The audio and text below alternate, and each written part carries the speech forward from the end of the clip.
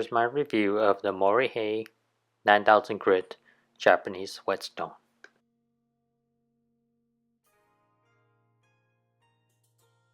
No, I can't read Japanese, but maybe someone who can tell me what this says. I know this is Karasu, I can read that, but I can't read kanji. This one here is no. I forget what this one, re or something.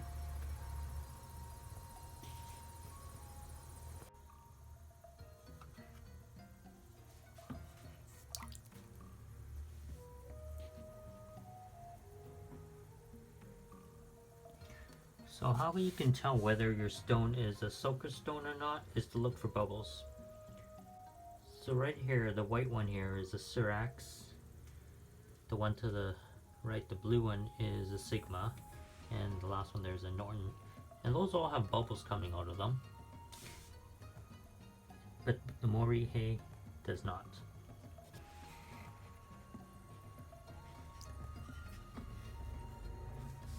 Now, this rubber base isn't meant for this stone, which is why I'm struggling a bit. It came with a Syrax, but I'm trying to use it as a multiple base. So far, it seems to be working. Now I know that 3 of my stones actually fit on this guy. It's fairly smooth. I'm not gonna lap it. I want to see how it works out of the box.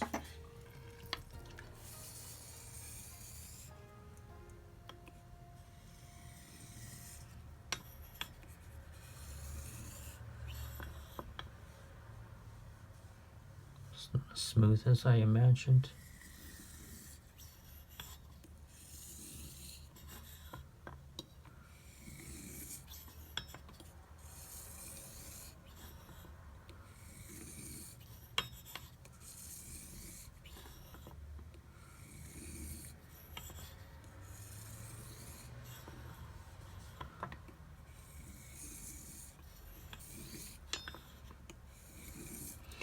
So that's about 10 or 12 laps.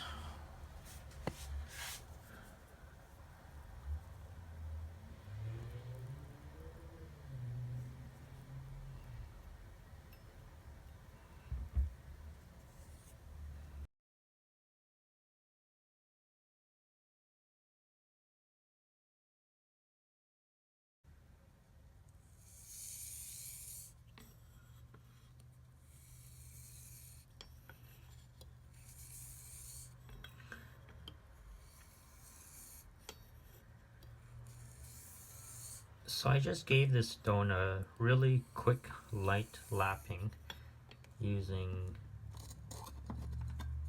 my 325 DMT.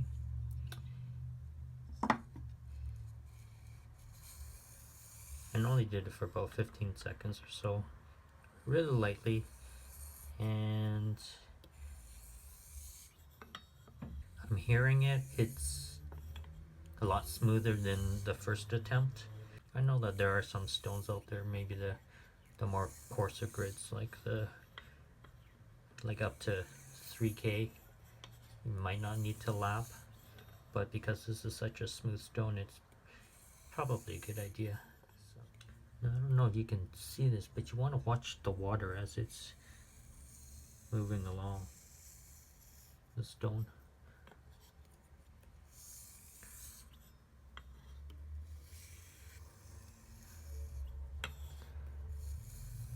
That tells you that your edge is in total contact. For some reason I'm noticing the middle wasn't pushing the water, so I just moved my finger over just a little bit, and I'm not even putting any weight on it.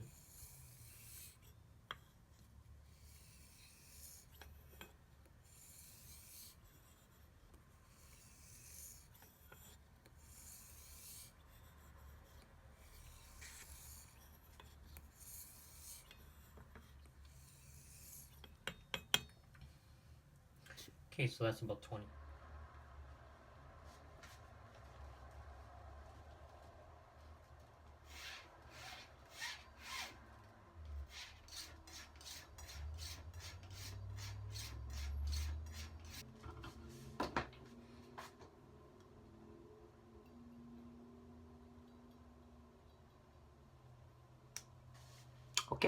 give this a shave.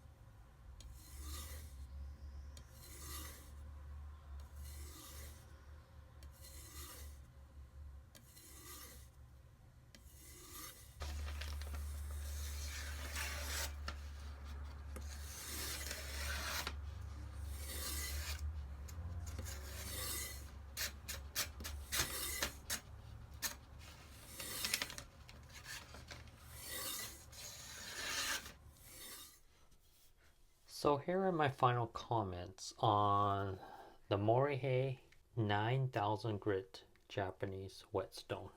You saw me sharpen this razor as well as this knife. Now I was pretty impressed with the final results on both of those blades. I shaved with the straight razor and I did a simple cut test on paper, newspaper that is, with the Masakage Koishi, and in both instances I was pretty impressed. Now this stone cost me $120.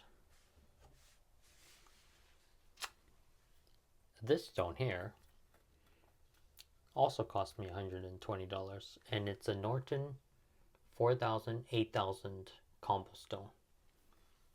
Yes, it is only probably 1/3, well, 1/2 I guess, of the thickness of this stone.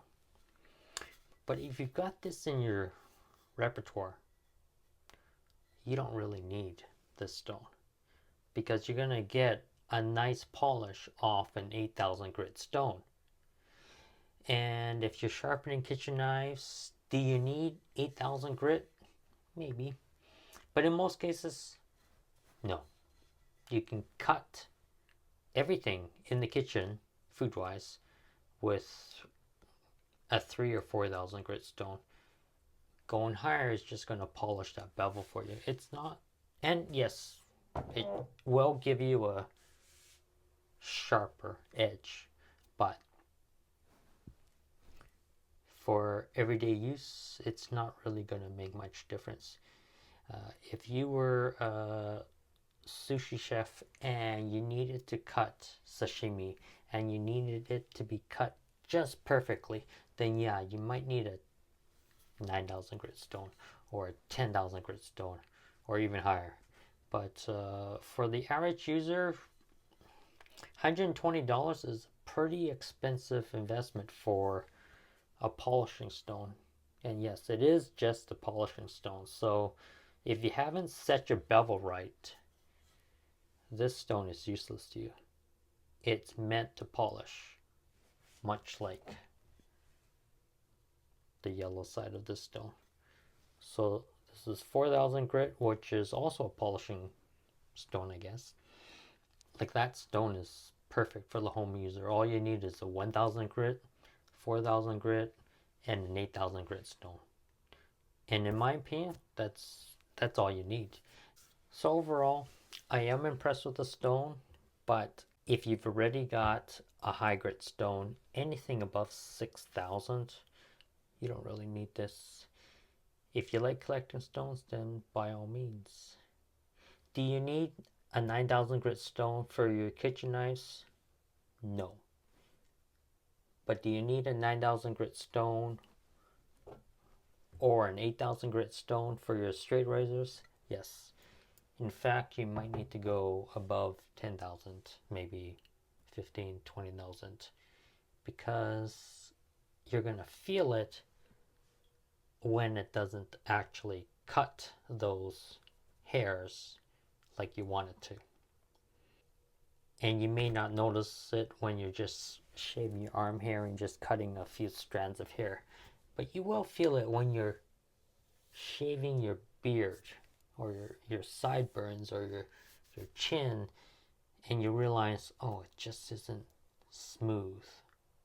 You're gonna feel it. So having a high grit stone is gonna make all the difference.